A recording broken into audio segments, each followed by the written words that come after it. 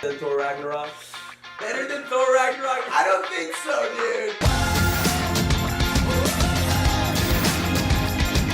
dude. Camera speeds. Second camera speeds. Roll sound. Action. Hey! Did you like hear it? Oh. Yo, what's up, everybody?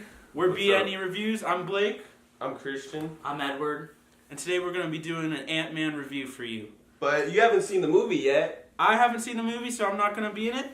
I'm going to leave it for these two guys. Welcome to our channel, BNE Reviews. If you guys don't know what that stands for, it stands for Best Night Ever.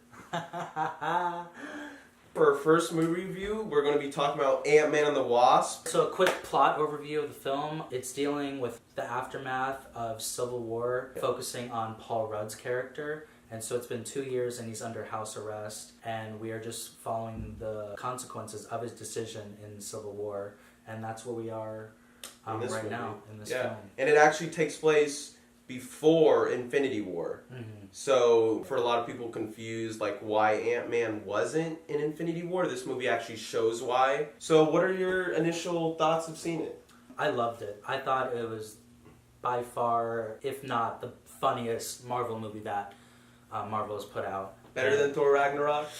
Better than Thor Ragnarok? I don't think so, dude. Thor Ragnarok was amazing, but I don't know. I just had a way funner time with this film. Funner time. I enjoyed this film a lot more. Like, I don't know. Like, I think everyone's comedic timing was on point. Paul Rudd, Evangeline Lilly, Michael Douglas, Lawrence Fishburne, Michael Pena, and the two guys that, all the supporting actors, the FBI agent played by Randall Park. I thought all of them nailed the comedy just perfectly for this film. I think that's why this film is going to do so well and people are really going to like this film. I absolutely loved it. So much fun. I personally think Thor Ragnarok is probably a little bit funnier than this one. This one still had me laughing, especially when he goes into the schools. That's a great scene. Great scene. Paul Rudd is just such a likable character and such a likable guy. He's just super funny. He just has a lot of range. He can perform emotion really well. Like you said, all the supporting actors. I think the most laughs though I got from the movie was Michael Pena. Yeah, he especially killed it. Especially the one scene where he just starts talking about everything. That was excellent. I like how they used that element from the first film where he voiceovers everything, all the characters in the flashback. It's just by far the funniest part of the film. Yeah, definitely. And the music was really good. Marvel's killing it with their music game right now. Black Panther, Infinity War, Ragnarok was great, and now another Christopher Beck. Shout out to you, dude. Music's awesome in this movie. Another thing I really liked about Ant-Man really dove into the theme of the father-daughter relationship. And it was actually between three characters. Lawrence Fishburne and Ghost, the villain of the movie, who pretty much kind of plays the surrogate father of this woman, which is really cool. And Paul Rudd and his daughter. Right. And then there's Hank and Evangeline Lilly. Yeah. It's pretty much this whole movie just revolves around the father-daughter relationship. Right. And it was great. I think Paul Rudd and his daughter have the best relationship in the movie. And I wonder if they're setting it up for something in the future, for future movies.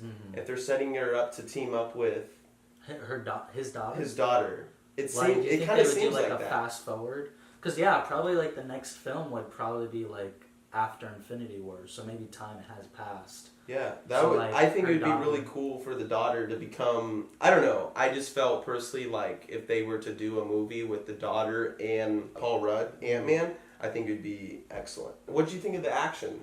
I thought the action was, I think it was better than the first film. Where I saw the action really shine and stand out was with the Wasp.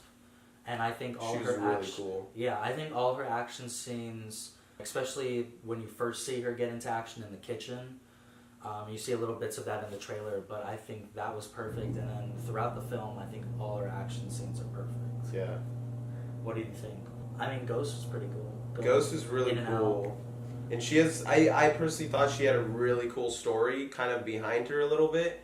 And I liked figuring out how she could walk through walls and stuff. And that's the villain of the movie. But I really like the way they use, you know, Evangeline Lilly, the Wasp, and Paul Rudd's character, Ant-Man, how they can shrink down and size up. And they do really cool stuff with that in the movie. Right. Especially towards the ending of the movie. But it just seamlessly goes together when they're shrinking.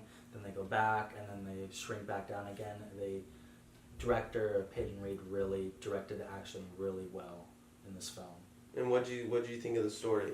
I thought it was just fun. I loved how the story focused on the aftermath of Civil War, and then diving deeper into the quantum realm and trying to get Michelle Pfeiffer's character out, the original Wasp. I just love how they went into the quantum realm.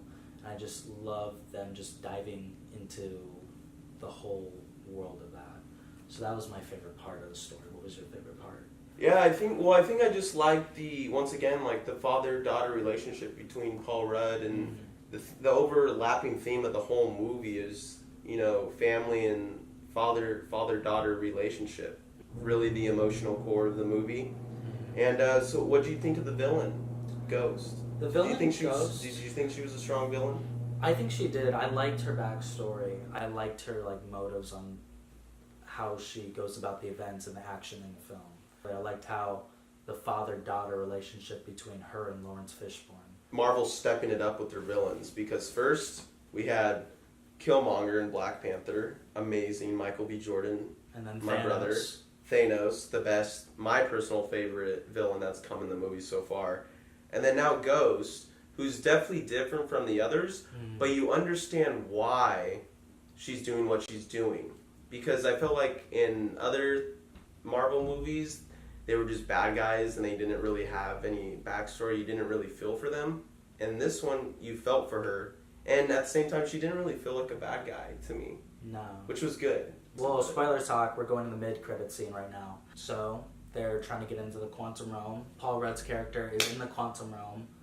And then everybody's gone. Everyone's gone. Everyone dissolves like Infinity War. Yeah. Spoilers for Infinity War 2. Yeah. But they're gone, and the only person we see is Paul Rudd. And he's just trapped. His aunt. Yeah. His aunt playing the drums. Yeah. I feel like maybe the aunt could be some help to him.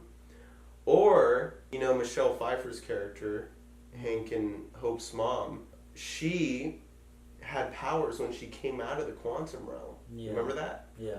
So maybe Paul Rudd will gain powers in the quantum realm. Yeah, I wonder, what I'm really intrigued is who's going to get him out of there, and how long is he going to be there relative to the time. Because Michelle Pfeiffer's character, she had powers when she came out. Remember, she healed. She healed Ghost. Yeah.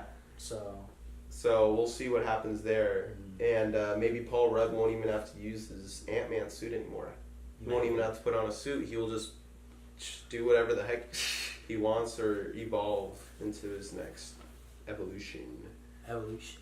So, out of all the characters in the movie, who is your favorite character? I would say Michael Pena. Yeah. I'd say he definitely steals the show throughout the whole movie. Yeah. Especially with the scene when he's talking. And he's and Mexican. It's voicing over that too. Yeah. I think my personal favorite, you know, Michael Pena, but I also just like Paul Rudd. He's just such a likable guy, and I just like what he did in this movie. He's really funny. Yeah, just all the actors, just their chemistry, the charisma, it just carries the film. Yeah. It just carries the film for just a great, fun time at the movies. If you had to rate this movie 1 through 10, where would you put this? I give it probably a good 8.5, 9. I had a great time. So it was better than Infinity War? Infinity War is 11 out of 10. 11 out of 10. My personal rating for the movies, it would be an 8.5. I think just coming straight off Infinity War, you know, all the people meeting up and stuff, and then coming back to this movie, I felt like there was some unneeded characters, such as Walter Goggins, who's trying to sell the black market tech to Hope and Hank Van Dyne. I just didn't get what he was exactly doing. Yeah, his purpose. I felt like he was in the movie for way too long of a time. Mm-hmm. And it just, I think they just put him in there just to have some more bad guys to beat up for the action. But Yeah. that's the only thing I would really say that was. Yeah, everything else is fun. It's Yeah. simple. It's just a good time at the theater. It's not like coming off Infinity War where you just come out like, holy snap, like what just... No, this one is just a fun, good time, and you don't really need a lot of backstory to fill this movie. You just go in and watch it, and I think you'll understand perfectly what the story is. Exactly. Yeah, it's a great film, and just go see it. I think it's a great film. And you can have the best night ever. And Hey! the best night ever. Hey, look, get in here. Oh, Oh, he just cut our lighting cut out. the lighting He out, just bro. cut the But lighting whatever. Alright. See you Cheers. guys later. See you guys Best night ever. next review. Best night ever. Skyscraper Best night between ever. Ron Johnson, motherfucker.